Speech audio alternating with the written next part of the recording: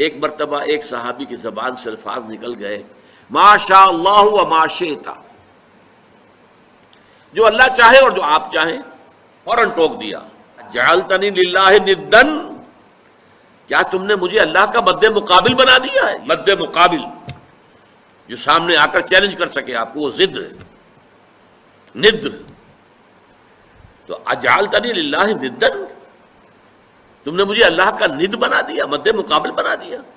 مشیت صرف اللہ کی ہے، وہ جو چاہتا ہے ہوتا ہے۔ میری مشیت، اگر میری مشیت سے کچھ ہو سکتا تو ابو طالب ایمان لائے بغیر دنیا سے کہیں کبھی نہ جاتے۔ کتنی محبت تھی حضور کو ابو اپنے چچا سے، کتنے احسانات تھے ابو طالب کے حضور کی گردن پر۔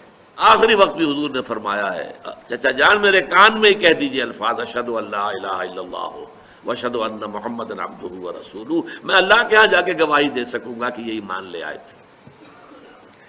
لیکن یہ کہ اس وقت وہ عربوں کا جو ایک خاص ہوتا ہے، زوم کہہ لیجئے، کہتے کیا ہے کہ بھتیجے مجھے خوب معلوم ہے کہ تیرے دین سے بہتر کوئی دین نہیں ہے، لیکن میں یہ نہیں چاہتا کہ عرب کی عورتیں تانا دیں کہ ابو طالب جو ہے موت سے ڈر کر ایمان لے آیا، اب موت میرے سرانے کھڑی ہے، میں اس وجہ سے اس وقت تو ایمان نہیں لاؤں گا۔